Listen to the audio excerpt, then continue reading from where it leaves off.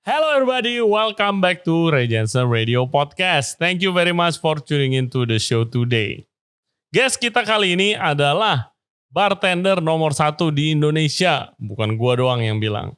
Dia adalah head mixologist dari Union Group. Yang koktel-koktelnya pasti kalian udah sering cobain dan enak-enak.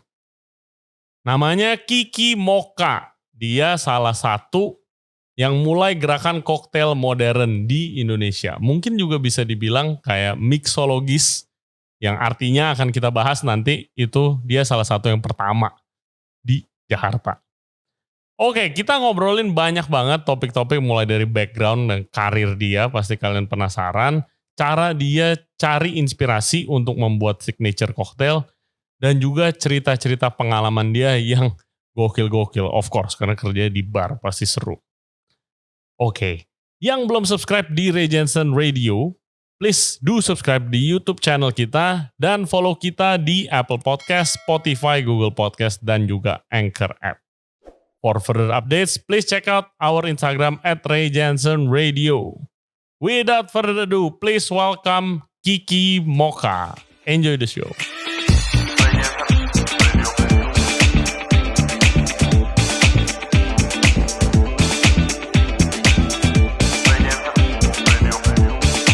Mocha, apa kabar? Welcome to the show. Akhirnya gue di sini juga ya. Akhirnya, suatu kebanggaan buat Ray Jensen Radio Podcast bisa ngundang lu. Akhirnya. Gila. Berapa kali kita rencanain. Yoi, udah berapa tahun. Iya. Thank you banget. Ki, buat udah kesini, udah nyedain waktunya. Dan gue pertama mau bilang dulu, guys, Kiki Mocha ini dia banyak yang bilang dia adalah bartender nomor 1 yang Indonesia punya nih, luar biasa banget. Pengalamannya luar biasa. Dia adalah head mixologist di Union Group. Ya. Outletnya ada Cork and Screw, ada Union yang baru masuk. Pierre.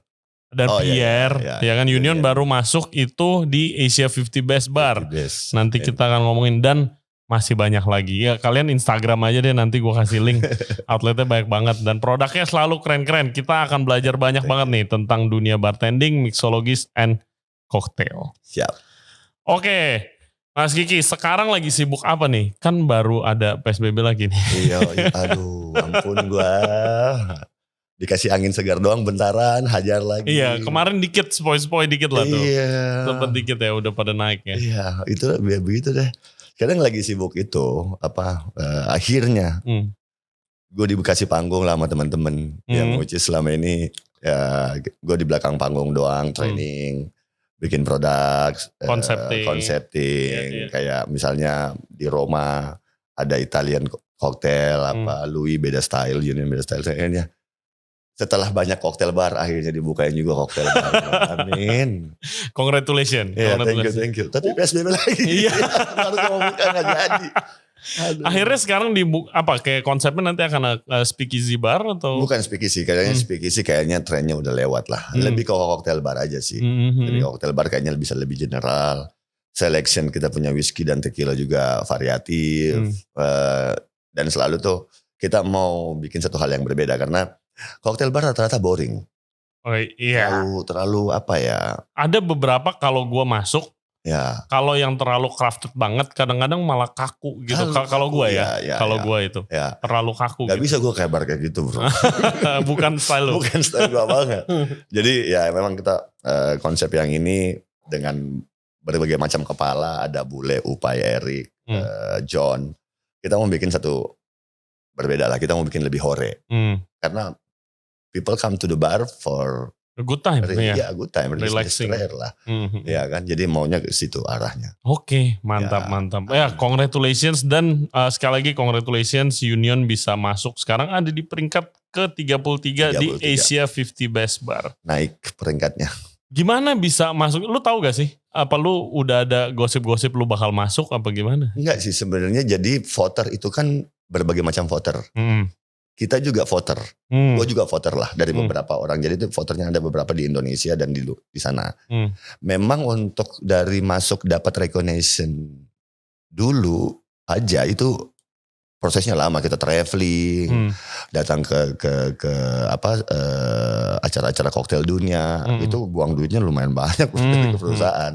Cuman dari situ pelan-pelan kita ngalin diri, undang mereka datang. Nyari koneksi gitu nyari koneksi, undang mereka datang. Akhirnya ya thanks God, tiba-tiba kita dapat email, bilang lu kepilih. Di dulunya itu masuk juga Louis.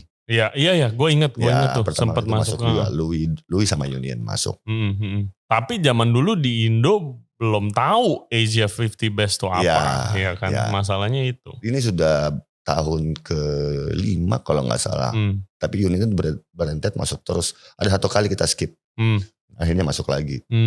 Nah terus lu gimana rasanya nih sebagai kayak headnya gitu, pasti ada kebanggaan. Apalagi kalau naik itu, kalau kita lihat nama-namanya ya, maksudnya nunggu nomor nominasinya ya. Kita bilang, wah kemarin kita nomor sekian. Kok kita gak kesebut nih, tapi dapat email gitu. Lu nungguin, naik lagi. Itu rasanya tuh kayak kita semuanya, naik. Dan lu nyisihin nama-nama besar di luar sana. Itu seru banget ya. Kita live kan, tungguin, wah. Apalagi kalau kita, karena ini kan sekarang masa pandemi dunia. Itu kalau ngadirin di situ, itu serunya minta ampun. Iyalah, pastilah. Seru banget, kayak lu Oscar lah gitu. Iya, Oscar-nya F&B lah ya gitu ya. Betul. Gue happy banget sih dia ada cabang Asianya gitu. Ya. Buka cabang Asianya. Jadi betul. Karena banyak banget di Asia pun, biasa kan Europe, US. Betul. Itu udah keren-keren lah. Gue udah pernah kesana ngelihatnya, gila. Itu ngeliat bartender luar sih memang, wah. Amazed lah lihat, sampai segini ya industrinya. Dimana orang datang kalau gak dandan malu-malu cek masuk. Keren, udah kayak anjing, kayak Oscar nih gue lihat. Keren lah, dan mudah-mudahan juga kita juga terus gimana ya bisa masuk World Best 50. Itu cukup mudah-mudahan masuk sana, walaupun juga tidak terlepas ada politiknya juga sih sebenarnya. Iya, setiap bukan itu aja, setiap namanya ada list award kan, emangnya yang peringkat nomor 1 udah pasti lebih enak dari Union yang di 3-3 kan enggak juga. Biasanya kalau London, Amerika, London, New York, udah gitu aja terus. Iya kayak gitu. Asia juga kebanyakan kan Jepang sama China mayority buat itu kan. Itu biasanya Singapura. Iya, Singapura juga banyak. Singapura juga banyak. Kayak gitu-gitu. Iya, tapi emang dari dulu, zaman sekarang gue lihat itu cocktail scene kan udah mulai naik nih gitu kan. Gue nggak inget 5 tahun lalu orang biasa cuma minum Macallan doang, biasa Macallan. 8 tahun lalu lah, Long Island doang sama warnanya biru. Blue Lagoon, Illusion, Laci Martini. Iya, mentok itu. Iya, mentok itu. Tapi sekarang kan kayak lu jauh lebih bisa berkarya dong, lu dan tim lu kan. Tapi take us back buat listener yang belum tahu background lu itu mulainya di mana dulu mulai? Apakah emang udah cita-cita dari muda dulu kayak sengaja sih sebenarnya, mau di bar jadi mixologis? Itu gue cerita lagi ya. Maksudnya gue dulu tuh gue mau jadi musisi. Asli. Iya, tampangnya musisi sih. Kurang gitar. Gue sampai sempat gak lulus SMA. Gara-gara gue kayak jadi roadies lah. Roadies. Ya band gue tuh SMA juara melulu. Gue bilang, wah gue mau cari karir nafkah di sinilah. Tunggu, band lu band apa? SMA gue tuh ada namanya Tour of Duty yang selalu juara dan akhirnya mencoba jalur di kafe-kafe di Makassar. Lu main musik atau nyanyi? Oh, lu drum. Oke, drummer, mantap. Tapi bayarannya waktu itu kalau lu gak punya nama, ya dibayar nasi goreng pernah bro. Nasi goreng pernah dibayar 150.000 dibagi 5 orang. Gue begini, enggak begini. Ini kayaknya harapan gue nih. Kebetulan akhirnya gue malam sebelum gue ditawarin pekerjaan ini, jadi bartender, bukan jadi bartender malahan. Gue nonton film Cocktail Tom Cruise. Gue bilang, wah keren nih bartender nih. Padahal jurusan gue sebenarnya travel. Oke. Iya. Wah keren nih. Besoknya gue ditawarin sama tante gue berangkat Jakarta untuk kerja. Jadi bartender betul. Sampai di Jakarta, gue kerja di Batavia Cafe. Batavia Cafe. Tahun berapa? One of the legend itu man. Tahun berapa? 97. Oke. Dulu tuh Batavia Cafe guys ya. Ya mungkin kalau kalian nih listeners kita jalan-jalan ke kota tua lihat Batavia Cafe sekarang ya udah restoran jadul banget kan. Tapi dulu itu gila men, sangat luxurious dan legend. Betul. Kalau gue tadi Google bentar, itu kalau nggak salah bangunannya aja dari tahun 1830 dan dulu sempet awardnya banyak banget kan. Banyak. Ya, Newsweek magazine New York pernah nominasi Batavia Cafe sebagai the best restaurant in the world. Iya, gila men. Iya, gue nggak tahu sekarang what happened ya. Tapi waktu lu pada zaman lu di situ mulai gimana atmosfer di sana? Wah gila, bisa sih bilang gila. Itu tiap hari atas bawah rame, isinya rata-rata diplomat. Orang-orang dulu mungkin karena nggak macet ya. Itu semuanya orang dan chefnya juga chef terkenal lah di tahun 90-an itu. Rame terus tiap malam. Karena gue barback itu kalau gue prepare ampunan. Oh lu jadi barback? Gue jadi barback. Oke. Level terendah di dunia bar. Boleh jelasin tanggung jawab barback ke listener kita? Cuci gelas. Jadi babu lah pokoknya. Cuci gelas, bersih-bersih. Menyediakan semua kebutuhan bartender. Petikin min gitu. Lap-lap. Waduh itu kalau mesin bir dia punya pipanya itu pipa karetnya yang penuh berlendir dan segala macam. Lu mesti pegang, buka, sink. Tapi itu kerjaan yang menurut gue yang membuat gue jadi bisa seperti sekarang sih. Barback belum dengan bahasa-bahasa binatang yang kalau lu lambat dikit, wah itu senior man zaman dulu. Buset deh. Sekarang mentalitinya diomelin dikit resign. Anjrit. Itu curhatan kayak yang zaman dulu lagi susah-susahnya terus dihajar kan. Gue juga begitu berasanya gitu kan. Kok gue ngomelin cabut dulu gue digampar masuk aja gue besokannya. Sorry ya. Wah itu cuman itu yang bikin kita jadi ya namanya tamu kadang-kadang kalau mereka udah ada tamu-tamu jenggo lah kalau di bar kan. Itu santai bro. Ini rumah gua nih ya kan. Kalau lu gak tahan kayak gitu-gituan, wah repot. Iya benar. Mentalnya sih. Mental. Dan Batavia itu buset deh. Rame terus. Rame dan banyak jenggo-jenggo yang masuk ke situ juga gitu. Nah pada zaman itu koktel-koktel yang disajin di sana? Gue bisa belajar bagus di klasik gara-gara Batavia. Oke. Itu semuanya isinya klasik semua. Model botol-botol yang tidak masuk di Indonesia juga ada di situ. Keren banget deh. Oke. Terus lu di sana sampai jadi bartender? Gue belum sampai jadi bartender. Gue akhirnya karena begitulah senioritasnya itu yang masih tempatnya keren tapi mentality orangnya kurang asik. Ada salah satu orang yang salah satu mentor gue juga di bar yang kebetulan di Batavia ngajakin cabut. Gue lagi buka ini nih Lamborghini Cafe. Lo kalau mau join gue, lo gabung deh. Oke. Gue ikut lah. Oke, gue pernah denger ya. Lamborghini di Taman Raya Senayan. Oke. Salah satu bar legend dan yang ownernya juga legend. Iya. Oh, lu sempet di situ. Oke. Ya, isinya orang-orang humpus semua tuh. Terus bisa masuk ke Union Group kapan? Gua itu dari Lamborghini gue cabut ada bar namanya Mana Lounge di bawah. Nah itu eranya udah mulai turun lah karena demo segala macem. Mana Lounge nongol. Gua kebetulan teman gue kerja di situ. Karena gue di Batavia lama, Mana Lounge itu wine lounge yang paling keren eranya waktu itu. Iya. Kebetulan mereka kayaknya cari staff. Gue lagi campurin staff teman gue doang. Which is dia barback. Kebetulan ngobrol-ngobrol sama OM-nya Ponti. Oh. Ya Ponti. Wine expert. Wine expert. Yes. Ceritanya tuh kocak banget. Karena di Batavia itu gue selalu bantuin butler gue. Which is dia suka banget sama Riesling. Tiap hari gue dicokokin Riesling doang. Dari berbagai macam Riesling.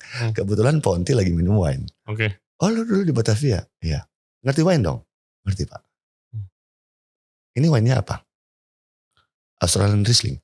Gue nggak cobain, gue cuman sniff dong. Karena lu udah seringnya udah matok di pala. Udah matok di pala gue. Wih jago juga lo. Lo di mana sekarang? Di atas di Lamborghini. Lo mau nggak di sini? Mau banget. Berapa angkanya? Segini.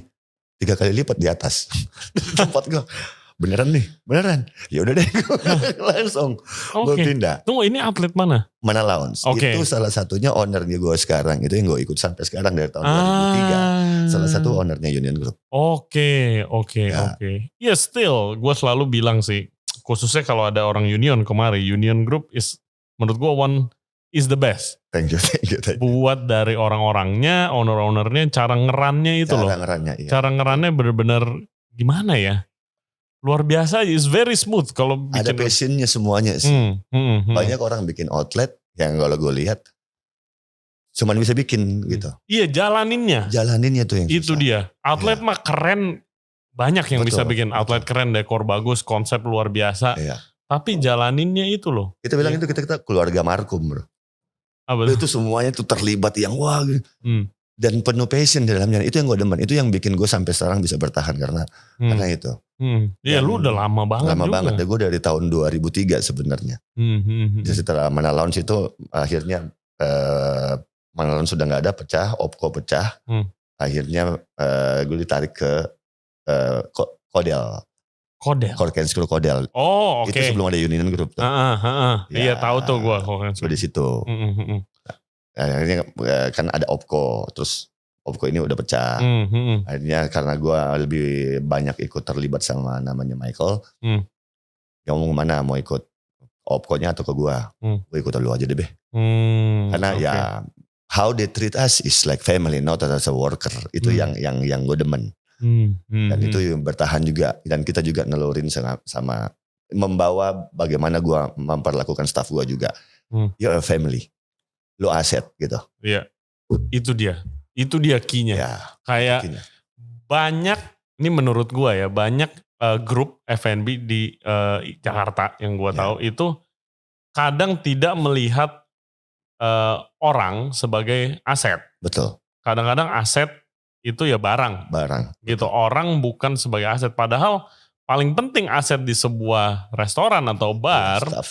Ya staffnya siapa yang ngeran. Kan bukan bosnya yang ngelayanin ketemu tamu gitu kan. Kan lulus semua gitu. Betul. Kan. Iya itu sih. Gue tidak ada. Gue kalau pas meeting itu ada gue sebagai leader dan lu sebagai bawahan. Cuman kalau kita running bareng-bareng itu udah ceng-cengannya lah apanya. Because we are family. Iya. Wah gue bos nih kayak gini. Enggak. Dan semua yang anak-anak Union Group itu yang which is di barnya kita-kitanya. Itu sampai kita dipanggil babe. Gue aja dipanggil babe gitu kan.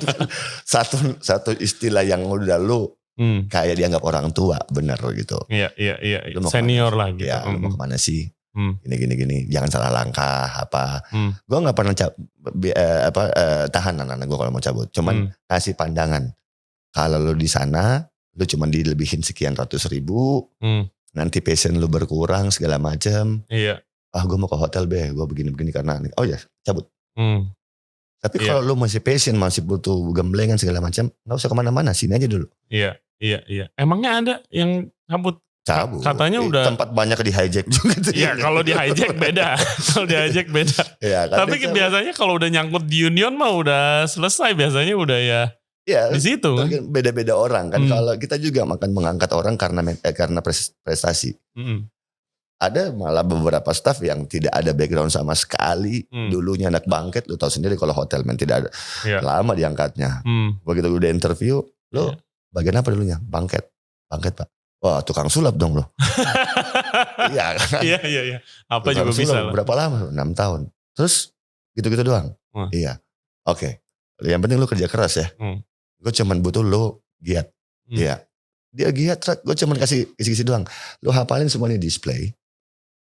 Kalau gue tanya, lu bisa jawab, lu akan cepet naik. Berarti lu belajar dong. Masalah teknik nanti lu nyusul. Gak lama, naik. Sekarang jadi supervisor. Wow. 1,5 tahun. Supervisor di PR dia sekarang. Yang dulunya bangket 6 tahun gak pernah diangkat-angkat. Iya, kalau hotel mah kalau atas lu belum pensiun atau resign, biasanya lu gak naik. Iya. Dan jadi objek penderita doang aja udah. Iya kan. Kalau lu bagus, langsung. Gue kenal kok ada temen gue yang kalau di kitchen yang tadi ya cook, sekarang udah jadi sous chef mungkin di grup Union. Ada juga yang tadi waiter, sekarang udah jadi PR. Kayak itu sih culture kan. Kita bilangnya sekarang culture-nya itu sih yang susah duit ditiru. akan mengikuti dengan skill dan prestasi lo. Kalau lu biarpun lu lama juga, tapi kalau gitu-gitu aja, lu cuma stagnan gitu-gitu, ya udah, lu happy di situ aja. Begitu tanya, lu nggak mau naik? Bentar bagus, bentar turun, bentar, ya udah lu happy di situ aja deh. Kayak gitu sih, kita sistemnya kayak gitu. Dan Union Group itu kampus lah. Kampus, dan keluarnya jebolannya ya lumayan juga kan, ya lumayan. Pastilah, pasti. Waktu lu lagi belajar, itu kan dunia industri koktail di Indonesia kan belum seperti ini, gitu kan. Kalau seinget gua dulu tuh lebih banyak orang yang flaring main lempar-lempar itu daripada bikin. Gua part of that juga bro. Oh oke. Itu juga lumayan punya nama juga di industri flare juga. Kayak mixology gitu sekarang kan dulu belum ada gitu kan. Itu start tahun 2000. Jadi sebenarnya itu cikal bakal itu berubahnya culture cocktail di dunia maupun di Indonesia itu startnya dari World Class Diageo.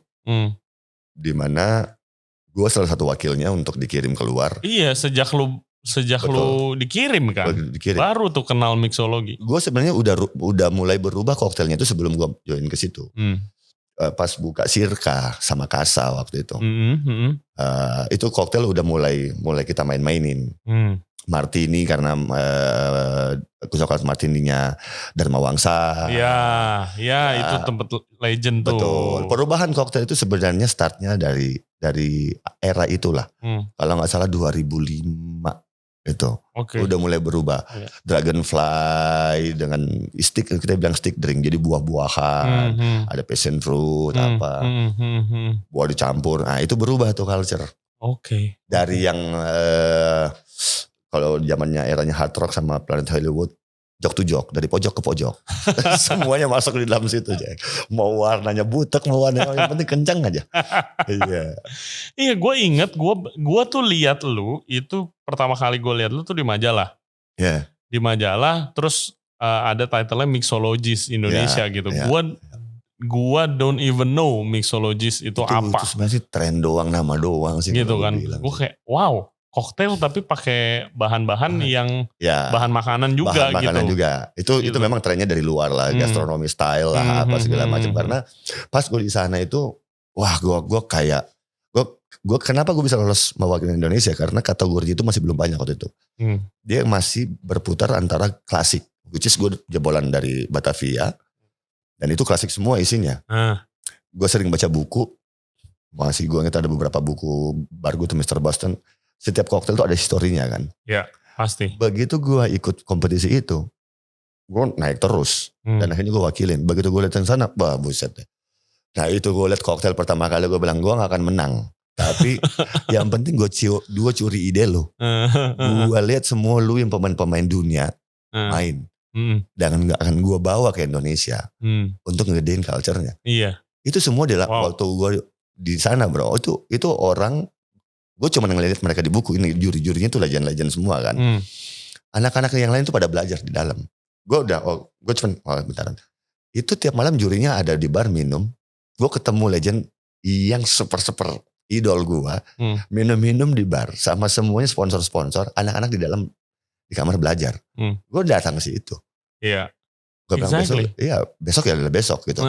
Yang penting how you perform kan. Iya. Tapi gue lihat bagaimana orang-orang dunia ini menjadi legend. Wah itu energinya sih luar biasa.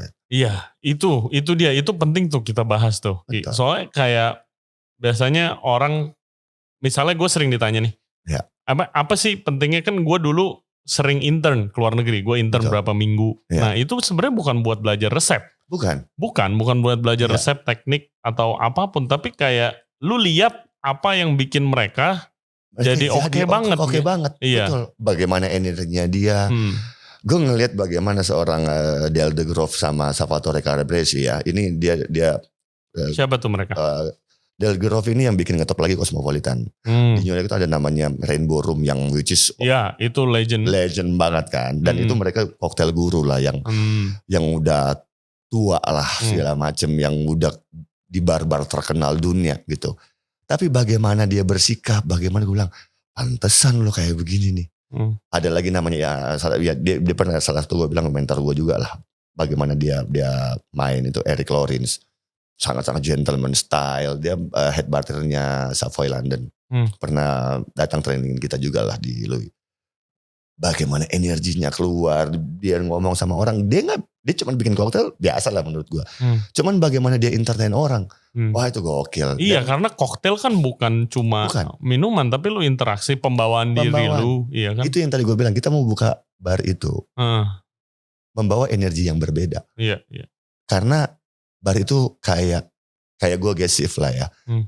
Kebanyakan bartender kalau guest shift itu cuma memikirin koktailnya dia. Jadi show-nya boring. Tunggu, guest shift tuh? Guest shift tuh kayak lu perform di bar, di barnya orang. Dengan sponsor brand apa dan brand apa. Ya kan? Ya guest shift lah kayak gitu. Kayak chef lah. Iya. Oke, kitchen takeover gitu. Iya. Kebanyakan itu anak-anak cuman memikirkan bagaimana canggih koktailnya. Kalau gua, koktail yang gua bawa adalah song list. Ada yang keren, ada yang enggak.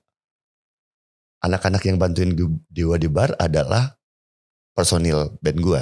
Gue adalah vokalis. Bagaimana gue bikin hidup crowd gue. Iya. Itu jauh lebih penting. Betul. Setuju banget. Iya. Setuju. Gue kadang-kadang tiba-tiba naik ke bar. Gue kadang-kadang tiba-tiba keluar. Gue bisa ngedrum segala macam. Terus masuk lagi bikin minuman.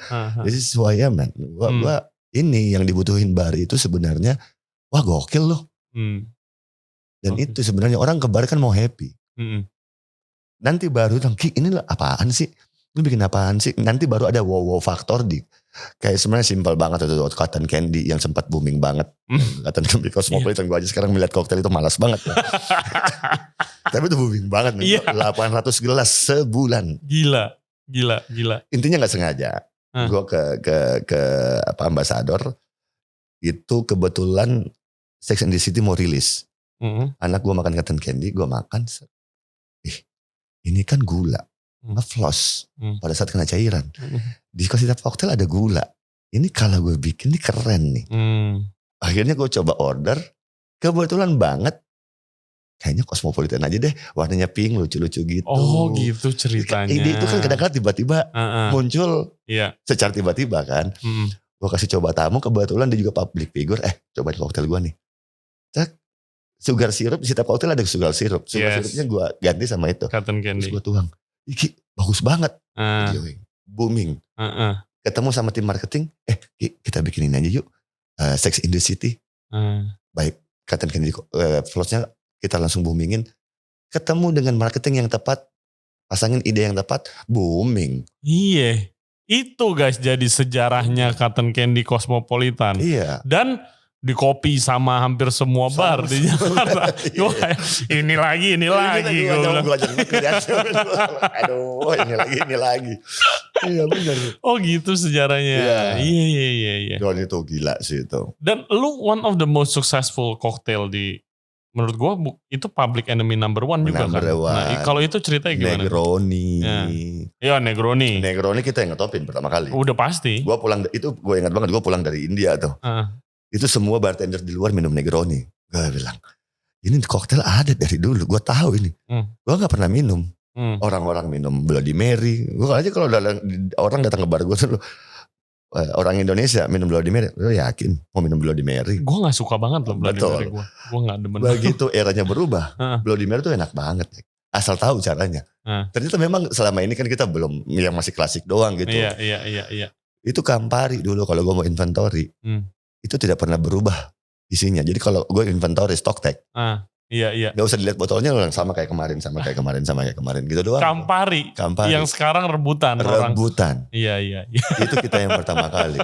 Gue yang bagi-bagiin ke bos gue dulu. Ini lu bawa apa dari sana? Lu minum ini Negroni. Ini ngetop banget di luar. Dan age kan dulu Union ada age Negroni. Ada age-nya baru kesininya. Tapi mempopulerkan Negroni itu once you like it, gonna like it. Ada juga bilang apaan sih nih? Tapi sekarang lo lihat di seluruh Negroni. Rebutan, Campari jadi mahal banget sekarang harganya. Gara-gara lu. Oke, tadi lu ngomong soal pengalaman lu di luar negeri. Terus dengan itu lu dapat bukan hanya minuman doang nih. Tapi yang penting kalau lu mau bikin itu atmosfer bar juga penting banget. Lu create atmosfer. Gimana cara lu mendidik itu ke anak-anak lu nih sekarang nih? Iya itu. Kan kalau itu kan cocok sama lo karena itu emang lu. Iya. Gitu kan. Iya betul. Gimana cara lu didik filosofi itu ke anak-anak? Salah satu kategori yang lu harus milikin untuk diangkat menjadi bartender adalah harus ada 10 orang yang gue dengar nama lu dipanggil. Gimana? Itu syarat untuk lu being recognized by customer. Hai Pak, how are you? Nama gue ini. Jadi pelan-pelan untuk mendidik karakter I'm the host and you're my guest. Oh, perkenalin diri. Lu kenalin diri lu. Ya kan? Ngerti. Jadi biar kalau ada apa-apa, tamu itu langsung, Cumi. Iya. Gue bilang, gue karena banyak anak-anak gue bukannya mau ini apa ya, kalau kita ceng-cengan namanya ya. Lu casing lu aja gak enak dilihat. Tamu lu lebih banyak dari gue. Karena karakter orang itu kita gak pernah tahu. Dalam dirinya itu, kalau tinggal dikasih kesempatan. Iya. Dan akhirnya tuh mereka yang menjadi pede, menjadi seorang salesman. Tapi ada juga beberapa anak yang keluar jalur, which is terlalu asik jiwanya. Ada benang merah yang tidak boleh dilanggar di bar gua adalah, lu tidak boleh minta nomor telepon tamu kalau dia nggak minta nomor telepon. Oke. Karena dunia bar ya, banyak yang salah kaprah. Akhirnya ada tamu-tamu gua juga yang tiba-tiba bilang, Ki ini anak lu kabarin gua dulu. Nah itu mentality menganggap hal itu gampang. Nah itu tidak boleh dilewatin. Itu tabu banget. Iya. Kan? Takut terjadi hal yang tidak diinginkan. Jangan sampai orang baik sama lu mengsalah-artikan. Nah itu kebanyakan mental muda itu gitu tuh. Oke. Kan? Dan begitu tuh, sampai udah mulai melewati batas yang tidak wajar, out. Oke. Out. Berarti lu terlalu asik.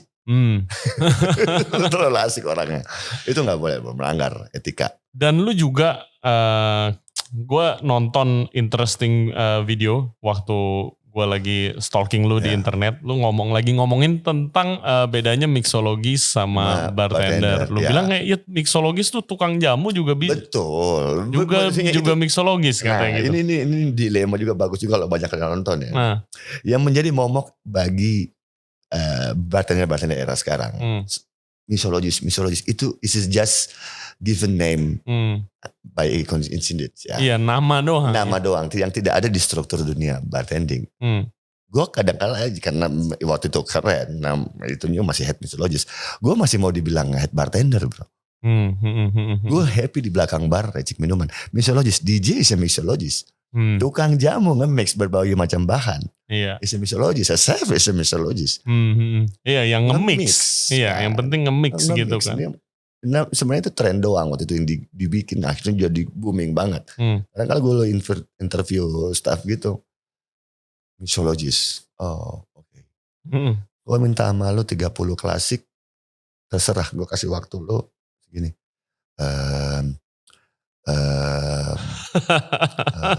Oke. Gula deh, sebutin berbagai macam gula. Terus lo mixologis apaan nih? Iya gue punya minuman ini bang, ini. Oh signature itu kan dia signature keluar. Lo. Kalau lo sebagai seorang bartender, lo harus hafal klasik kan. Ya udah 30 deh. Lo mau dari abad berapa gitu? Abad 18. Iya. Ya kan? Iya. Belajar dulu klasik, baru lo main-main modern gitu. Betul. Kan. Lu gula aja gue tanya, bentuk es aja ke history ice deh gue tanya. Kalau ngomong mixologis saya. Es dari mana ya asalnya ya? Emang dari mana? Wah itu historinya gila men. Trading ice. Bagaimana orang-orang dulu menemukan sirkulasi chiller. Itu dari ice trading. Ice trading. Di mana Massachusetts.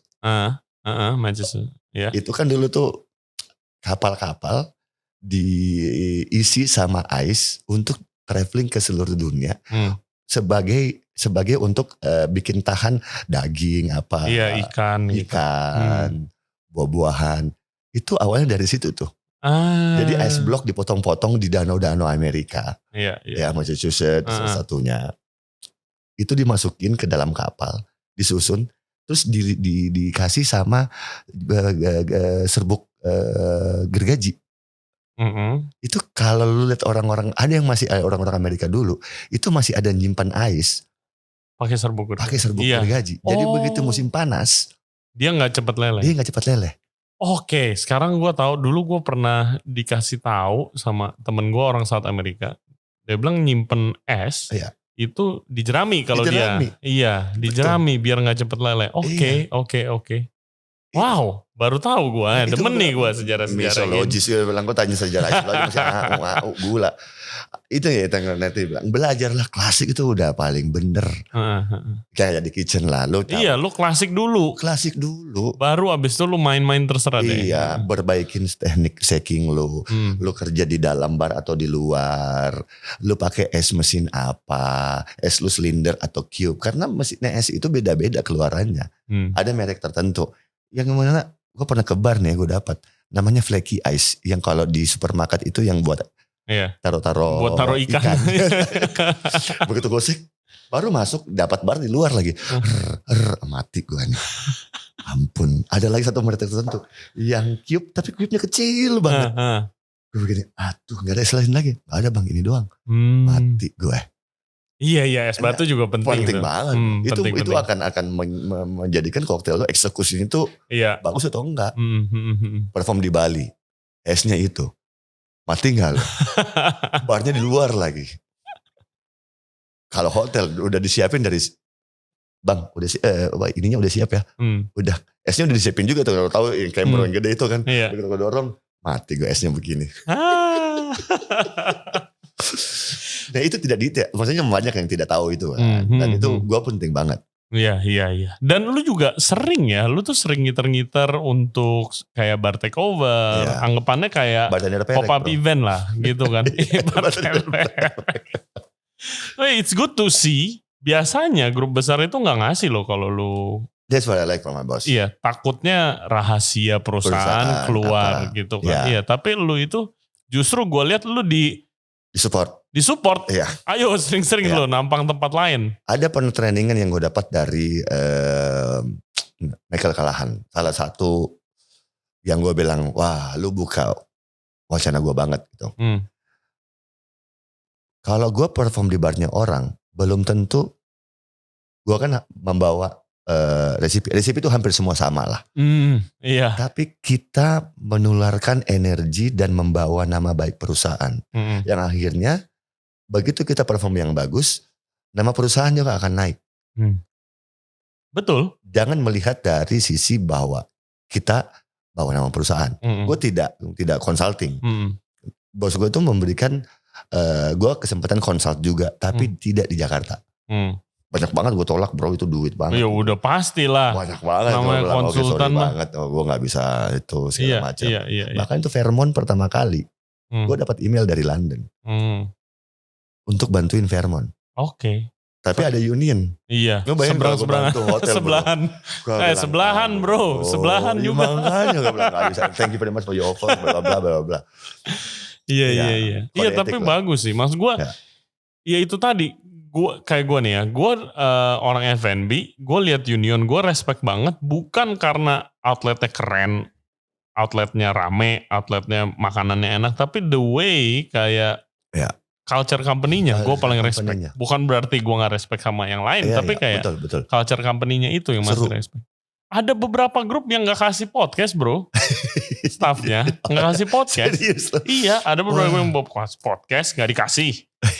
Ada beberapa grup yang bawa skrip staffnya ke sini. Udah beberapa kali. Itu sih nggak gue upload karena kaku banget. Lu bayangin lu baca. Anjrit. Coba gimana Cock and Screw Country Club terus lu baca gitu. Iya kali. Jadi Cock and Screw itu beda. Iya. Banyak loh gitu loh. Makanya itu. Wah seru. Oke, sekarang kita mau masuk ke topik lokal koktail nih. Yang mulai banyak kan. Mulai dari kalau dulu ada yang udah masuk ada local twistnya nih pakai ingredients, sekarang bahkan udah ada yang semuanya tuh lokal. Lu lihatnya gimana tuh? Berbagai macam ini buat sharing juga, melihat dari berbagai macam sisi. Gue berangkat dari culture Makassar. Hmm. Gue nongkrong sama tukang becak minum tuak. Ya, berbagai macam daerah punya ciri khas daerah masing-masing. Yeah. Nah waktu kemarin itu salah satu yang keren dan rame banget. Gue juga cukup surprise ya waktu kita celebrate Independence Day di Kolkeng Sucece. Yang dimana idenya adalah kita akan memfuture semua minuman-minuman underdog. Ada kamput, kambing putih. Iya. Itu dari mana sih? Itu Medan. Oke. Ya ada. Dia apa itu? Base-nya. Gue lihat lo upload di Instagram. Daun pepaya kalau nggak salah. Daun pepaya? Iya. Gue lihat lo post di Instagram. Iya. Terus kayak, ini dapat dari mana lagi sih? Dia ketemu aja lagi. Kulik semuanya. Terus ada yang dari Semarang itu congyang. Congyang. Congyang. Gue pakai cap tikus. Dan itu semuanya kita keluarin. Kan gue bertiga tuh. Erik, gue sama Bule. Si Erik Sopi. Sopi. Iya. Dia bikin Sopi susu. Oke. Sopi. Keren. Dan pemilihan nama mesti tepat. Iya. Sopi susu. Sopi susu. Okay, itu keren hasilnya. Gue pernah dibawain Sopi temen gue dari Flores atau dari mana gitu ya. Kelar bro minum langsung. Kelar. Lo bayangin. Gak berasa tapi set udah. Ya, arak-arak yang masih di-distill dengan klasik model pakai clay gitu ya. Iya. Yang alembic style yang cuman kendi. Dimasukin tuak, bambu, tutupin sama jerami sama tradisional banget. Itu harus banget. Tapi kalau gue bisa kesini lagi, lu bayangin mezcal semua, mezcal itu prosesnya sama. Oke. Iya. Oke. Very simple, very orthodox. Yang semuanya sekarang pemain dunia dia mau cari itu elemen-elemen yang justru malah terdapat di yang minuman kampung yang tidak kalau postil yang udah canggih kan dipotongnya cutnya ini di sini. Kalau dia continuous still dia akan lebih halus menghilangkan. Justru itu yang sekarang dicari yang kayak OG-nya lagi. OG-nya. Oke. Karena elemen yang keluarnya tuh ada kerosin. Itu kalau yang kayak mezcal itu ada elemennya aneh-aneh deh. Nah itu banyak di arak gitu, arak-arak kampung. Oke. Tapi memang kita harus selalu tahu bahwa ada ilmu yang kita dapat dulu belajar. Dibilang head itu mesti dibuang, itu nggak dipakai, karena itu yang bikin orang buta apa segala macam. Jadi, iya kan kadang-kadang ada cerita-cerita begitu tuh. Nah kalau yang pemahaman orang dulu makin kencang makin bagus, padahal itu headnya. Ya itu yang kita ngangkat minuman lokal itu untuk menjadi keren. Nanti ada edisi juga yang cocktail bar kita ini untuk feature local spice. Yang dimana VOC datang ke Indonesia dulu untuk cari spice lah ya. Yeah. Dan ada edisi nanti yang kita feature itu udah kita targetin. Wow. Nah yang waktu yang pas 17 itu, pas begitu kita launching, wah itu booming banget. Di sisi lain ada juga lokal produk yang mau nyontek produk luar. Which is KW-nya. Kasarnya gitu. Iya. Ya itu gue kurang demen sih sebenarnya. Iya. Begini ya, membuat minuman itu kan kalau liquor masih oke. Cuman cara buatnya itu memang harus jangan cuman mau ambil untungnya, tapi lo menggunakan bahan baku yang semurah-murahnya. Dengan memanfaatkan sulitnya mendapatkan alkohol luar. Iya. Jadi alkohol lokal nongol dengan berbagai macam brand ya. Iya. Yang kalau gue pikir, wah ini ngaco sih nih hasilnya nih. Keluarin whisky lah, tequila segala macam. Bisa sebenarnya dinaikin kualitasnya lebih tinggi lagi. Tapi kalau whisky, lu harus age. Iya, udah pasti ya. Itu ya itu whisky. Itu whisky. Iya, kayak tapi whisky. Tapi ada produk ini lokal. Yang which is gue bilang, kok lu gak dukung produk lokal, lu gak mau pakai produk gue, ya bawa gue ke tempat lu deh. Kita ini mau banget. Kemasan lu bagus banget. Kita pengen lihat gimana lu buatnya. Kalau cap tikus sama yang lain-lain, kita mau pakai karena memang ini heritage. Dari zaman nenek moyang udah ada. Tapi kalau kita bicara whisky dan lu tidak ada proses age, bisa aja lu pakai essence kan. Gue tahu banget, gue sekolah namanya WSIT bro. Gue belajar cara bikin kayak gitu-gitu. Gue juga bikin produk juga. Jangan, gue gak bisa beli quality whisky kalau lu pakai itu. Iya. Iya kan. Ada satu produk gede juga nih. Gue bilangnya, lu bilang, karena ini namanya gede banget kan ya. How you call it? You release whiskey. Whiskey variety. How you call it whiskey? No, we don't call it whiskey. We call it distiller blend. Masih benar. Iya, nyerempet. Nyerempet, masih sah. Tapi kalau lu bilang whiskey, tapi lu gak age, lu pakai essence. Lu gak bisa bilang whiskey. Iya.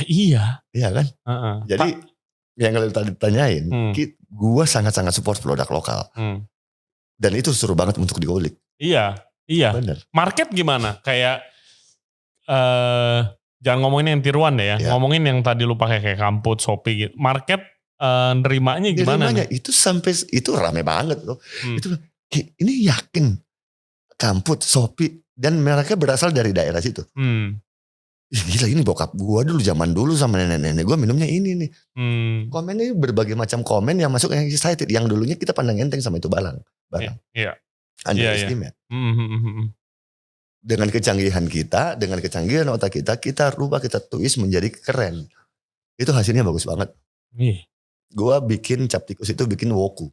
Gue kasih nama woku. Woku? Ya. Apa tuh isinya? Kalau Manado itu kan. Iya, ayam woku semua. Ayam woku segala macam. Ada juga gohu.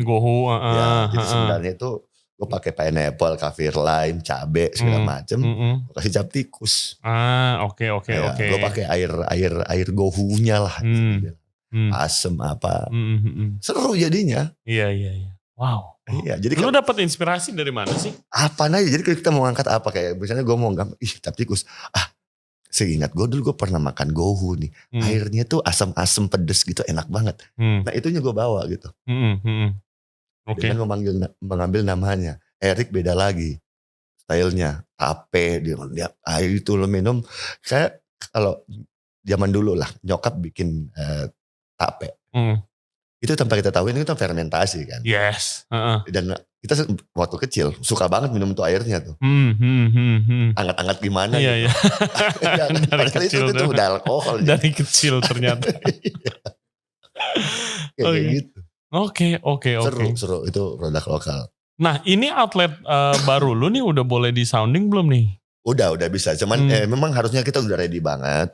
Tinggal sebenarnya itu minggu lalu kita udah mau running trial. Cuman terpaksa ditahan lagi. Udah 2 kali undur. Iya gila banget sih. Energinya kita udah lagi keluar-keluar. Iya pasti lagi. Kalau udah deket opening kan paling most exciting time kan. Iya digampar lagi. Itu kemarin itu kita belum buka aja tuh ya. Yang ngetekin barang-barang kita itu. Udah bayar Jack. Belum juga buka.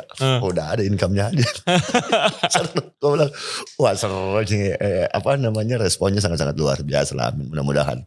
Ya amin lah. Pasti sukses lah biasanya kalau udah lu yang bikin mah udah aman lah. Amin. Nah lu sebagai bartender, perlukah knowledge tentang misalnya whisky? Lu whisky harus lu dalamin juga. Kalau lu kan begitu obviously kan. Iya. Itu salah satu salah satu trainingan gua, salah satu program gua untuk ngangkat anak-anak adalah kebanyakan kita sebagai trainer kalau trainingin itu kan anak-anak capek juga ya. Dulu tuh kalau gue trainingin waktu masih Louis, masih outlet lah, gue datang gue trainingin wine, gue pernah jadi butler. Gue trainingin juga mengenai product knowledge, mengenai spirit. Iya.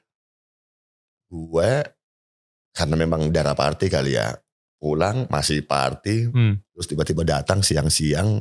Selama waktu itu Louis lagi rame-ramenya, anak-anak yang pulang pagi closingan, gue udah duduk ngasih training, dan lu harus kasih training yang orang, oi bangun lo, ya bang. Iya kadang terlalu kayak sekolah gitu juga nggak masuk kan, gitu. Gak masuk kan. Gue trainingin, gue review lagi, kok lupa melulu. Akhirnya gue balik sekarang. Nih gue sekarang kecanggihan sosial media dan kecanggihan Android, lu bisa research. Gue mau lu omongin di depan gue. Program trainingannya gue balik. Gue gak mau. Iya lu yang ceramahin. Gue ceramahin. Iya lu yang jelasin ke gue. Nah itu gue balik. Iya dan itu ngelatih juga tuh yang tadi kita omongin kan. Ngelatih kepercayaan diri buat itu. Bagaimana lu cara presentasinya untuk Nih barangnya nih, gimana lu cuap-cuap deh. Intinya bartender kan sebenarnya bullshit doang sih. Iya. Sama kayak sommelier. Iya. Sommelier. Cerita. Oh bukannya tuh begini. Iya. Kalau bilang sommelier, maaf ya orang-orang sommelier. Sommelier. Iya. Ya itu gue beberapa kali terakhir podcast sama itu, ya itu salah satu kunci. Ya. Kayak kita bilang ngebacot gitu kan. Padahal patternnya udah ada. Dunia lama kalau wine itu pasti akan keluar ini. Iya. Itu kan terlepas dari itu ada juga elemen lain. Dunia baru begini. Black pepper, pencil shaving. Padahal di buku wine gue belajar juga. Iya. Jago lu aja kan. Gue bisa sama orang-orang gedongan gitu. Yang wah bos Ki. Apa yang lu dapat Ki? Gue pernah ke wine tasting itu zaman gue di masih Manalon, gue celana robek-robek, baju kaos diundang, gue datang orang lain liatin gue bilang bodo amat. Tapi gue di respect sama, iya ini ada pencil shaving, wood cedar, padahal itu gue belajar ya udah baca. Iyalah tapi. Iya itu tadi lu bilang juga gara-gara sosmed kan lu bisa itu kan. Nah sosmed juga membantu banyak selain untuk jualan. Betul. Untuk ngonekin gitu sesama bartender. Sesama itu. Kalau yang baru-baru ini yang lagi ngetren banget itu kalau di dunia makanan kan roti, sourdough sama barbecue. Itu lagi naik banget kan. Nah itu kan gara-gara orang bisa diskusi nih. Iya. Bisa diskusi. Temen gue ada yang gak pernah baking. Dari zaman dulu gak pernah bikin roti. Gara-gara dia belajar, dia bisa DM baker terkenal di Eropa terus dibales. Ya. Ini caranya begini, sampai sekarang mau buka bakery. Gitu loh. Ya. Kalau bartender di industri bartender sama juga bisa sosmed itu menciptakan komunitas. Betul. Baru gitu. Sosmed sekarang adalah membuka peluang-peluang bartender-bartender yang mau belajar untuk melihat ide-ide. Salahnya juga kadang-kala ngelihat idenya doang, eksekusinya sementara basic classingnya belum bagus. Maksudnya cara metodenya apa. Langsung mau yang canggih, main garnish. Karena kalau minuman itu, kalau dia gak detail sama produknya, kan banyak orang ngelihat, ih garnisnya lucu nih. Iya. Bisa, lu bikin apa-apaan aja tuh bisa. Cuman eksekusinya gimana? Kayak gitu. Dan itu rata-rata maunya bagusnya doang. Mudah-mudahan sih dengan sosial media juga mereka banyak belajar basic. Basic itu penting banget sih lah. Eksekusinya, nge-shake-nya gimana. Untuk menghasilkan cairannya dulu nih. Baru nanti toppingnya apa itu urusan nanti. Iya fundamentalnya lah. Fundamentalnya dulu. Iya fundamentalnya baru keren-keren. Banyak juga loh. Misalnya kalau di dunia chef ya. Iya. Baru lulus sekolah masak nih. Iya. Nanya gue nih, ngontek gue. Chef saya lulus sekolah masak A luar negeri ini. Oke. Saya mau mulai jadi restoran konsultan katanya. Gimana caranya? Sama juga di Bali. Iya. Lu gimana? Lu belum pernah kerja mau jadi konsultan. Konsultan kan nyelesain masalah kan biasanya gitu kan. Ownernya nanya ini harus gimana. Lu gimana tahu? Lu belum pernah kerja gitu kan. Banyak banget tuh. Gue beresin bar gitu lah. Aduh. Iya. Lu bayar dia berapa? Dan bayarannya gila-gila. Gue bilang, hah? Gue murah banget kali gue. Masa sih? Masa aja gue begini, segini nih dan begini hasilnya. Gue ada lagi tuh, gue kemarin perform di satu bar lah. Kalau gak sebut namanya ya. Gue perform, gue guest shift. Itu ice bean-nya airnya mampet, gak keluar. Yang which is mungkin gak pernah di general closing. Celana gue sampai lepek. Gue jalan di barnya tuh sepatu gue punya pertak. Gue udah gandan bagus-bagus. Udah keren-keren. Udah keren-keren. Begitu gue kerja. Anjing gue nempel celana gue basah sebasah-basah sampai sepatu gue. Mati gue. Gue mau ambil es. Mesti keluarin dulu airnya. Karena dia berkembang. Kasih ikan cupang juga bisa. Terus gue begini. Habis udah anjing itu gue dengan hati gue dongkol. Mana tequila kagak ada lagi. Karena gue mau hilangin dongkol. Gue mesti nge-shot kan. Cek gue lo ada ini gak? Lo ada tequila gak? Ada bang, di sini nggak jual gelasan. Nah mati gue. Whisky lo adanya whiskynya, wah whiskynya yang sakit mata lagi gue liatnya. Wah untungnya ada distributor tequila yang datang ngeliat gue gitu. Bro lo di mobil lo udah apaan? Ada bang tequila, ambilin dong buat gue. Saking gue dongkolnya kerja. Maksudnya lo dapat kerja layout yang gak enak. sumber daya tidak siap. Wah, sebel. banget. Biarpun lu diundang ya, lu udah Betul, siap-siap betul, mau nampang betul, gitu kan. Iya. Waduh, sebel Bukan banget. masalah bayaran ya. Ngerti. Jadi kan lu gak bisa fokus kan. Lu bayangin gue pas gitu cuci, kerannya jatuh, airnya muncrat ke atas gitu. Aduh, mati gue. Wah, itu hancur banget. Dan pas gitu udah hanya, bang, lu lihat ini gue yang konsepin. Dia mau kasih lihat gue lagi, barnya satu lagi. Dan dia bilang dia yang konsepin. Wah, konsepin my ass lo.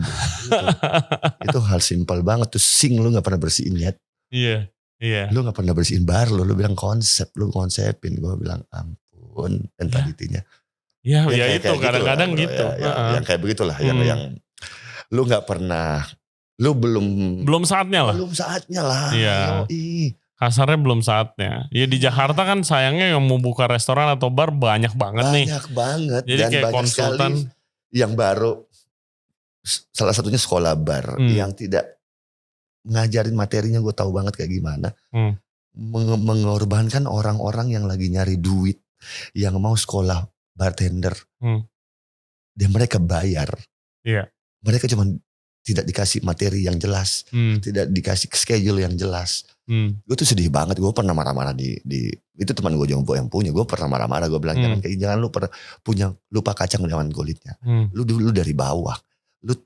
Lu makan duit anak-anak ini.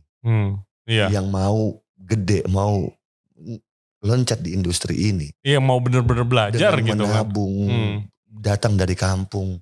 Malah lu gituin. Kebanyakan tuh kalau gue lihat ya, kalau di sekolah masak sih, itu kayak materinya, kurikulumnya tuh gak berubah dari 19 berapa gitu loh. Betul, lu paham kitchen, iya. Gue paham. Iya. Lu ngambil duitnya, lu patot sekolah, bayarnya sekian. Ini semua banyak yang DM gue, bang kok ini begini ya. Bukan ranah gue untuk kecampurin itu. Iya. Iya kan, karena gue gak mau campurin urusan orang. Gue cuman begini, lu tega ya. Sampai segitunya, cari duitnya itu sampai segitunya. Iya, gue ada salah satu sekolah masak di Jakarta, terus ada yang DM gue, dia listener podcast, dia bilang dia mau exam. Ya. Oke, dia mau exam. Mau exam, kasih nasihat. Gue bilang ya udah exam lu apa tugasnya gini. Masa disuruh bikin spaghetti bolognese exam kelulusan. My God, lu nonton YouTube lah bro. Ngapain lu bayar sekolah begitu? Iya gak? Mahal lagi. Iya men. Gila spaghetti bolognese, ada rotinya di bag gitu, focaccia di sampingnya. Anjing gue bilang. Ngapain? Iya gitu deh. Dan itu lagi yang bar consulting gitu lah. Ini bayar berapa bos? Nah iya itu banyak banget tuh yang begitu. Soalnya biasanya gue lihatnya tuh begini Ki. Orang mau punya duit lebih, mau buka restoran joinan sama temennya. Betul. Dia nanya temennya, lu kenal bartender gak? Lu kenal chef gak? Kenal nih si ini. Temennya cuma kenal dia doang. Gitu. Ya udah dia mau dapat referensi dari mana lagi? Kan nggak ada, maksudnya nggak ada kayak company gitu yang udah terkenal. Anggap kayak lu bisa ke Union kalau mau konsultan kan. Nggak ada kayak Union Consultancy misalnya gitu nggak ada gitu kan company-nya. Jadi biasanya kayak even kalau gue dapet klien konsultan pun lu juga pasti dari kenalan-kenalan gitu kan. Betul. Dan gue juga nama bro. Gue pernah nih bantuin salah satu bar di Bali. Begitu gue nyampe areanya yang area yang paling gue takutin, gue bilang mati gue nih. Gak ke situ kelas gue maksudnya gitu. Aduh mati. Ya udahlah ya. Pas gitu gue trainingin. Gue bilang oke, sekarang kita bikin Kapiroska yang benar. Kapiroska, oke. Kapiroska. Botolnya dipakai botol brand impor. Gak sengaja habis. Itu uang di regen dong. Refill. Gue bilang itu apaan? Iya ini vodka bang. Oke. Vodkaan. Pas gue coba. Vodka. Gue udah notice kan cuman oke, udah tahu caranya. Jadi lu bisa dapetin bitter dari oilnya, sour dari ini gulanya gini. Jadi lu mesti gini. Oke. Nah sekarang kita cara bikin mojito. Udah begitu lagi, secara kebetulan lagi ramnya habis. Brand ternama juga. Di refill dengan jerigen yang sama bro. Gue langsung gue angkat telepon, gue telepon ownernya. ini benar nih Bu kayak begini. Saya soalnya dapatin kejadian kayak gini-gini. Oh iya gimana dong Ki, soalnya kita saingan harga sama yang lain-lain. Saya terus terang kalau tahu begini, ini saya nggak mau handle. Saya nggak bisa. Iya. Ya kan ini bukan, this is not my style gitu. Udahlah kita orang bantuin aja gini. Itu gue tidak langsung bilang anjing, ini kayak begini nih. Akhirnya gimana tuh? Gue tetap harus jalanin. Ya karena lu udah lu udah ngomong gitu. Gue udah ngomong ke dia. Gitu, ya. Dengan gue tidak mau kelas gue di situ.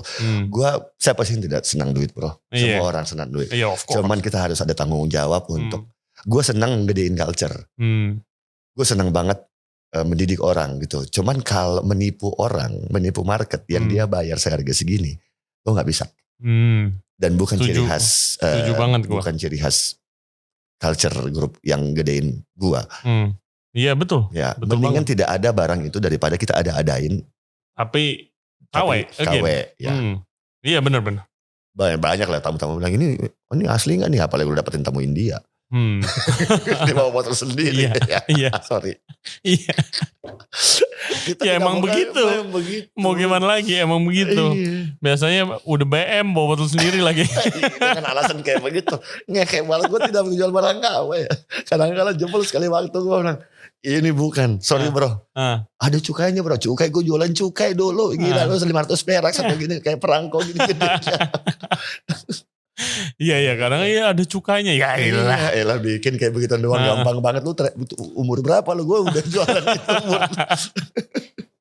Iya kadang orang yang bukan F&B kayak gitu, ada cukainya gak? Ya ilah bro, cukai mah gampang kalau mau dibikin. Gue pernah jual, lu mau berapa lembar? Teman gue jualan gitu tinggal seret.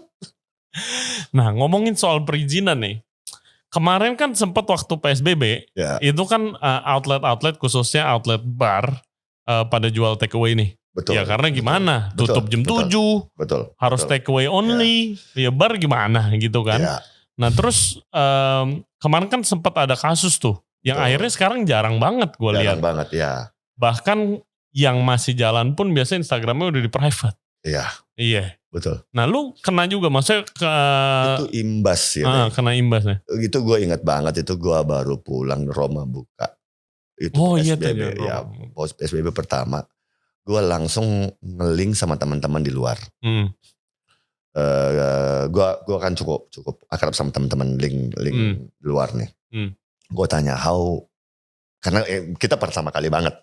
Gue baru pulang dari Stuttgart, Lemongki 47 Distillery itu kalau nggak salah. Gue lihat, gue inget tuh foto-foto lu di situ ya. Pas pulang mau buka, langsung PSBB pertama. Panik dong, tidak ada solusi. Ya kan, kita harus ngapain? Owner-owner pada panik, ya kan. Yang baru ada ide adalah makanan. Sorry, boleh ke mic. Oh ya, baru makanan, minumannya belum ada. Dan kayak gini, coba gue tanya teman-teman. Itu yang Wuhan ngelakuin apa itu, Ki, lu gini.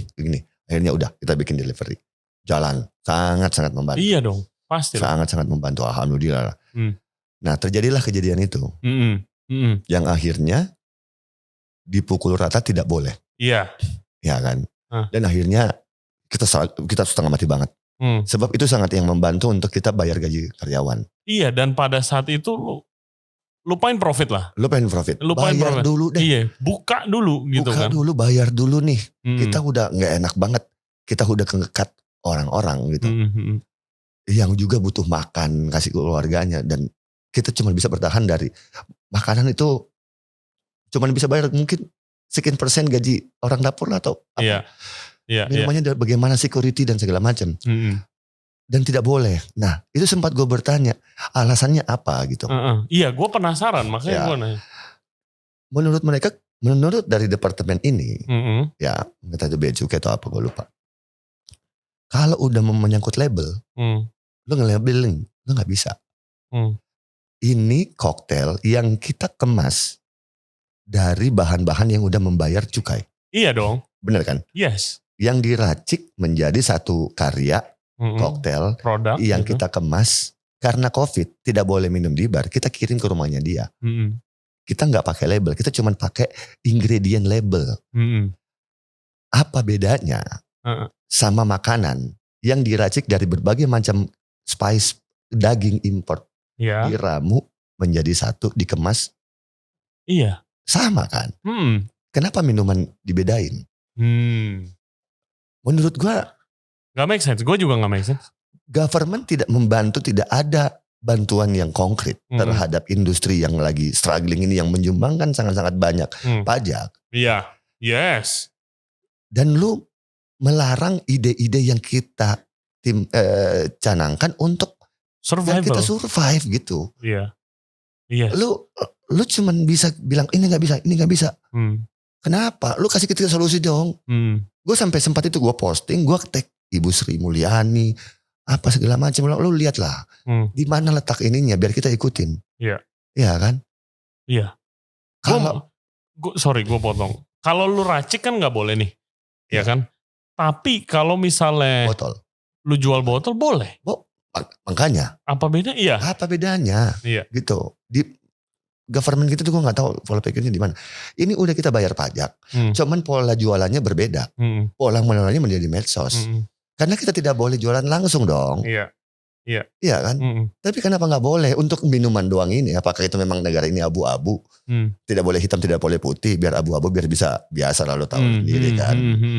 Iya kan emang ada yang dulu jadi kasus kan emang tidak ada izin produksi. Tapi kan beda dengan misalnya sebuah restoran atau sebuah bar yang emang udah punya izin jualan dong. Iya. Gitu kan udah rapi semua. Iya, minuman kita yang kita beli ini adalah minuman-minuman yang bayar pajak. Iya kan? Kita mencoba untuk meraciknya menjadi satu produk koktail. Untuk biar tamu-tamu, kita tuh ada yang porsi 1 porsi, 3 porsi, 5 porsi. Itu lumayan bantu bro. Iya dong. Iya. Dan anak-anak pas begitu nantar dikasih tip. Tamu-tamu kita juga alhamdulillah ngerti. Ini gue lebihin ya. Buat anak-anak yang nganterin. Gitu nganterin rumahnya ada di mana. Naik motor. Bawa biar 1 kaligus antar 4. Itu lumayan kalau Jakarta Timur, Jakarta Barat. Iya, perjuangannya gila. Lumayan dapat berapa lu? Gue tanya anak-anak. Lumayan bang. Sekali ngantar. Ya walaupun capek banget ya. Gue dapat gope. Itu yang waktu lagi pahit-pahitnya lumayan ngebantu. Oh gila men. Waktu lagi pahit-pahitnya mah gue lihat sih. Gue juga lu bayangin gimana mereka. Ya yang gajinya segitu doang gitu. Iya. Yes. Gue yang untungnya ada beberapa brand juga sempat bantu tuh kemarin era COVID ya. Ngebantu ngebikin video, kasih angkanya lumayan loh, 10, 8, ada yang 4, ada yang malah 2 botol. Gue bilang anjing 2 botol, lu brand lu gede tai. lu kitain bantuin brand lu selama ini, lu cuma kasih 2 botol, di mana hati lu? Gue kebetulan lu anak-anak lu kerjain tuh kayak gitu. Ya gimana bang? Lo langsung stop dimanfaatin sama brand-brand ini. Mintain langsung duit. Gue frontal kalau gue bilang karena iya lu waktu itu kan lu udah pakai produk lu. Iya. Ya kan lu udah showcasing punya hati gitu. lah. Iya. Kita ini semuanya lagi struggling. Lu ada di budget lah dari company sana. Masa begitu cara bayar lu? Kayak gitu lah. Ini era kita semuanya kita berpikir secara logis. Kita semuanya tarik. Kita punya otak untuk bagaimana survive. Dan semuanya jadi kreatif kan. Iya kan. Oh ya untungnya begitu. Untungnya itu. Banyak ada ide-ide kreatif. Ide-ide yang gila kan tiba-tiba jadi. Gue kemarin jualan kepala ikan bro. Kepala ikan dan lumayan sukses. Lu jual sup kepala ikan? Wah enak. Dan dulu komennya bagus banget. Enak Ki.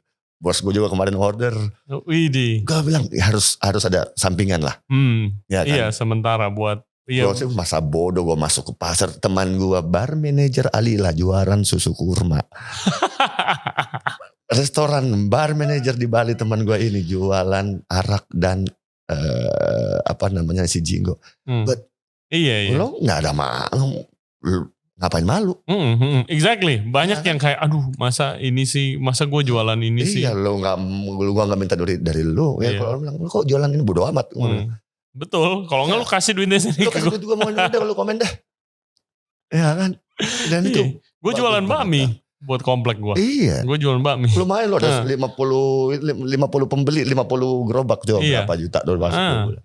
Iya. Dan itu government lo nggak bantu kita kalau di luar Lu dibantu loh. Disuplai sama negara. Yes, banyak yang buat ada gaji staff gitu kan. Disuplai. Ini kagak ada tapi lu ngelarang. Iya. Solusi lu apa kalau lu ngelarang gitu. Ya, gue ada temen deket gue salah satu, dia chef di Jerman. Ya. Itu malahan ada law-nya sempat waktu awal-awal, kan parah tuh, emang bener-bener dia gak boleh buka kan. Iya. Gak boleh buka. Nah maininnya mungkin di situ tuh, kan lu masih bisa take away gitu loh, gak ngerti. Kalau di luar kan emang bener-bener tutup.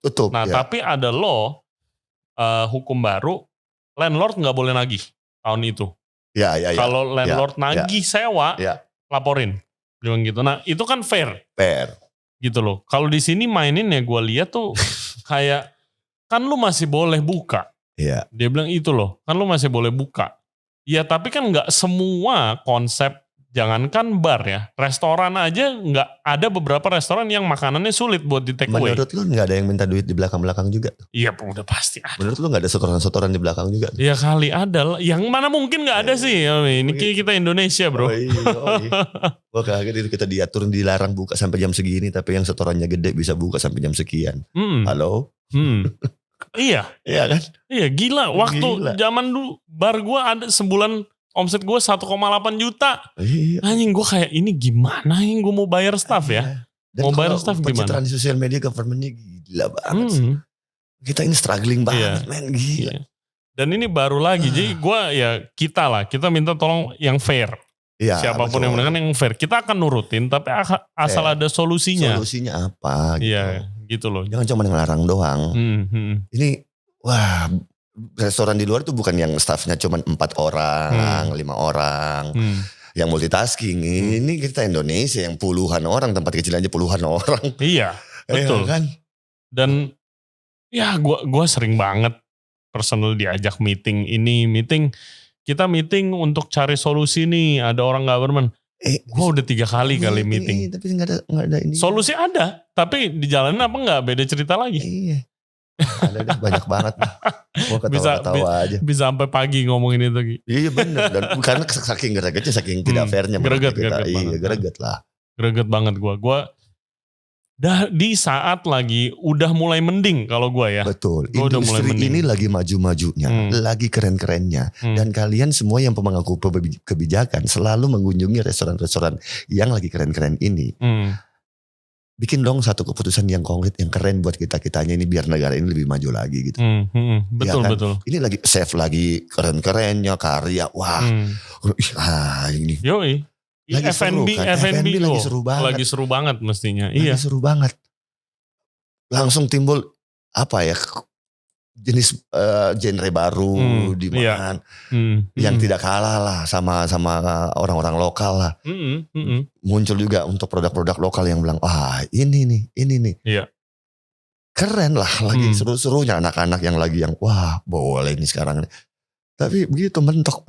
Iya mentok lagi. Ya kita harapkan, ini kita bukan nyecar atau apa, kita cuma mau kayak kalau bisa ada solusi yang fair gitu loh. Dan ya komunikasinya lancar lah. Lancar. Gitu loh. Jangan, ini kan komunikasi satu arah banget nih. Kayak yang penting ada di input di sosial medianya mereka. Iya. Oh ini begini. Tapi pelaksanaannya mata kucing lah. Makanya gitu.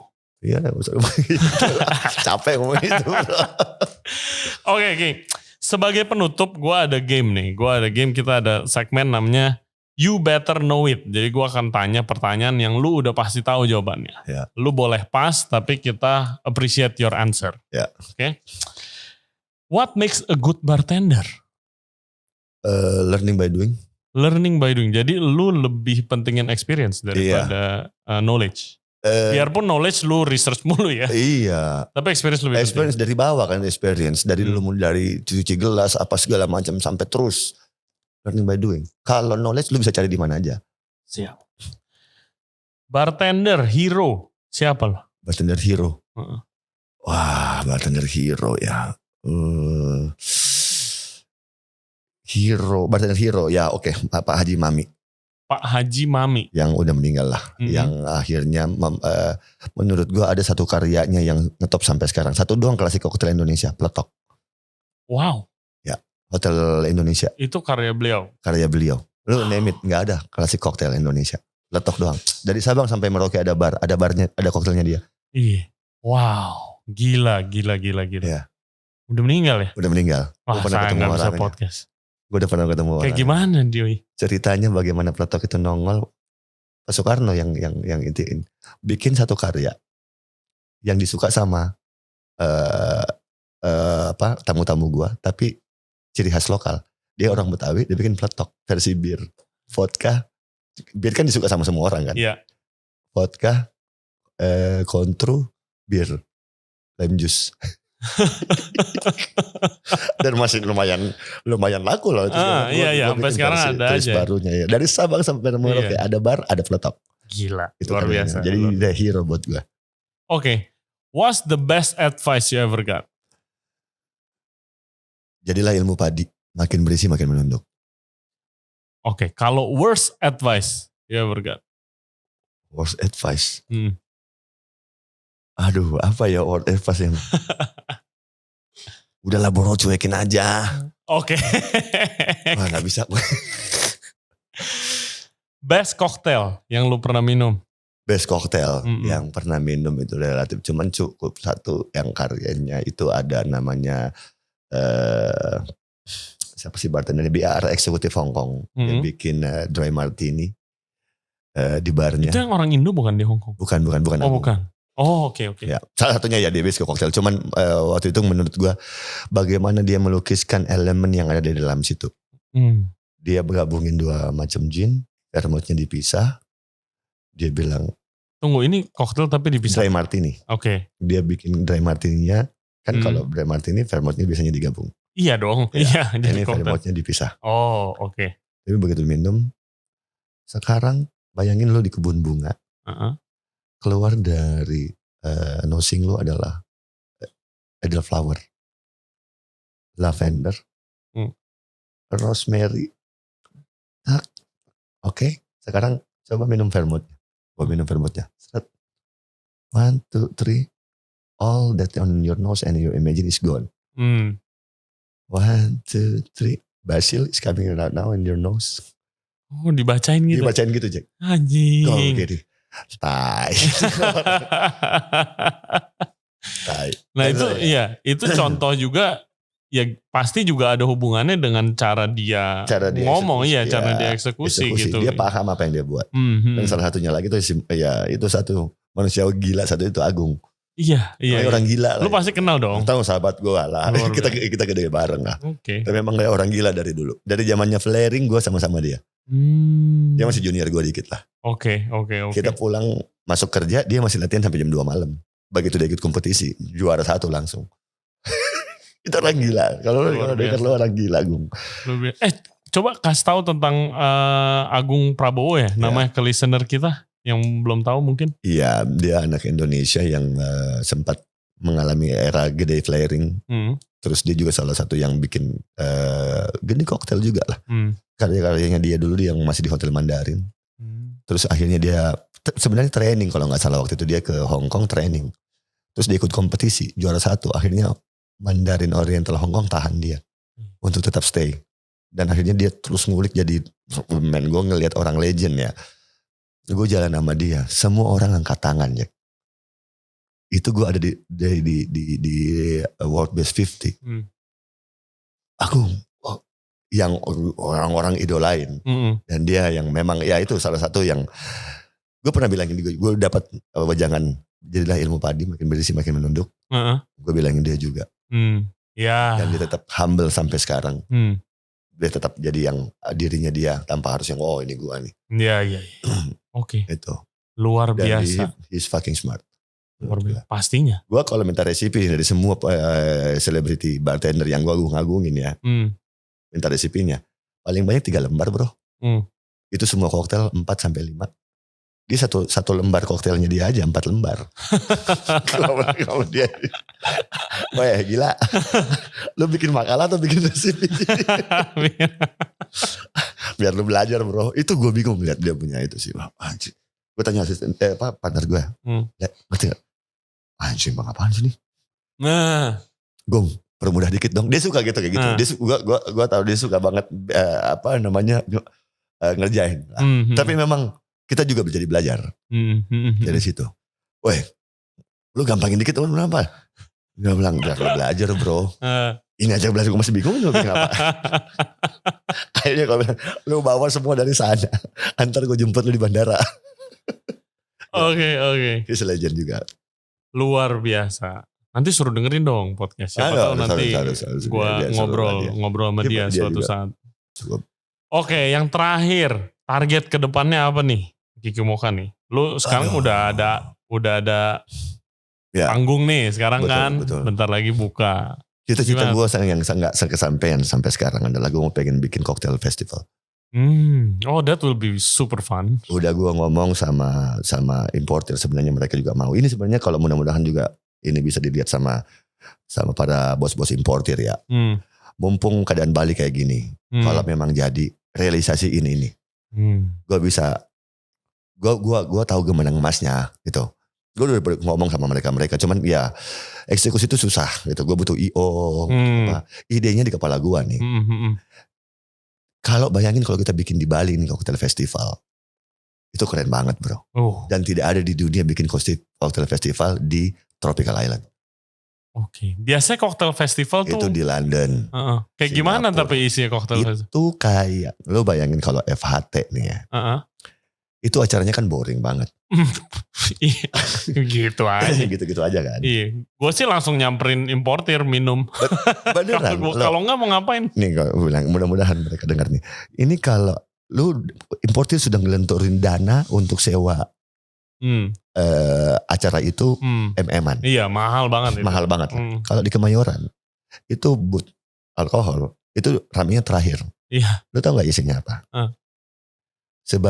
Sekian persen adalah orang-orang industri. Sekian persennya ibu-ibu yang jari bawa koper. Nanti yang orang sekitar situ. Iya. Minta sampel-sampel yang udah. Iya. Targetnya betul.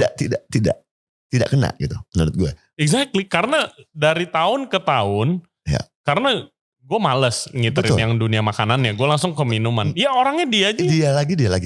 Iya. Lu bayangin kalau yang gue dapat gambaran dari yang gue datangin cocktail festival. Itu boothnya keren-keren. Misalnya nih yang sponsor tequila. Boothnya nuansanya Meksiko, ada kaktus, ada apa. Ada mobil klasik, ada apa. Hendrix dengan stylenya, dengan gardennya dia. Iya. Gue pengen bikin begitu. Di salah satu beach club. Gue udah incer. Dan ini cocok banget. Ada bar hopping. Ada makanan jalanan. Street food Bali yang keren-keren. Lu pairing dah tuh. Lu coba pakai wristband. Lu datangin booth. Lu dapat. Lu bisa testing produk. Dan anak-anak bartender lokal hero. Yang bagus-bagus. Jaga-jagain booth. Ya kan. Dan ada seminar. Gue udah tanya sama teman-teman, sama yang legend-legend, yang pemain bintang luar lah. Bro, gue mau bikin gini nih. Lo mau datang gak? Kiki, wah, it's a great idea men. Mau datang, Bali siapa sih gak mau datang bro? Iya, Bali mah. Iya. Siapa sih? Seminar-seminarnya. Nah itu penting tuh. Penting banget dan keren. Dan lo gak ngeliat booth-booth yang bikin sakit mata. Lo datang buat party. Gambaran gue nih ada satu brand ya. Gue gak usah bilangin karena ini. Itu Ram. Gue sewa pinisi bro. Di depan beach club gitu. Lo mau kalau party gitu gue pakai DJ terkenal. Gue buang dana di situ. Party. Ada lagi namanya waktu yang gue lihat di sana itu namanya Asian Battle. Ya, bangunin ring tinju. Lagu kebangsaan naik. Gamesnya bartendernya masuk pakai baju tinju. Tapi lu bikin minuman the fastest the winner. Tapi pakai sarung tinju. Nah kan. Itu kan show. You need a show lah. Iya kan? Iya. Tapi semua itu datang kayak ada Ram di Bali itu banyak orang-orang Afro pakai baju-baju Latinos gitu, bawa pisang gitu. Gimiknya keren banget di gambaran kepala gua. Wah, ini keren nih kalau jadi. Itu impian gua. Semoga nanti makanya nih pandemi cepat kelar dong biar bisa ada ini gini. Kan mau dibuka nih. Mau dibuka. Ini tidak boleh ditutup sama satu importir doang. Ini harus bareng. Kerja sama bareng. Lupain ego lo masing-masing deh. Lo daripada lo cuman sewa-sewa yang gua bantuin pameran berapa kali lah. Gue bilang anjing. Kayak gitu-gitu doang udah. Satu, bareng-bareng sama lokal Hero Bali. Itu keren. Pasti pecah. Luar biasa. Semoga tercapai. Amin bro. Amin. Oke, Mas Kiki, sayangnya kita harus close nih. Sekarang gue tahu lu harus balik juga lagi setup tempat. Tapi semoga sukses semua proyek-proyek lu ke depan. Amin, thank you. Restoran dan bar lu pasti ramai semua. Amin, mudah-mudahan. Thank you banget. Cukup bangga nih. Ya, akhirnya kesini juga. Iya. Thank you. Gua yang bangga coy. Enak lah, mudah-mudahan gak boring topiknya ya. Enggak lah, ini very interesting topic sih.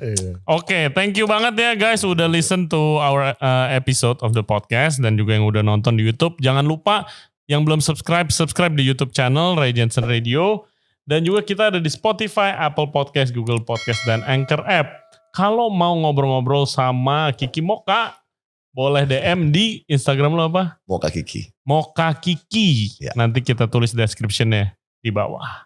Thank you banget. Jangan lupa support ya. Main-main ke restorannya sebelum jam 8 kalau sekarang. Oke, thank you very much semuanya. Bye-bye. Bye.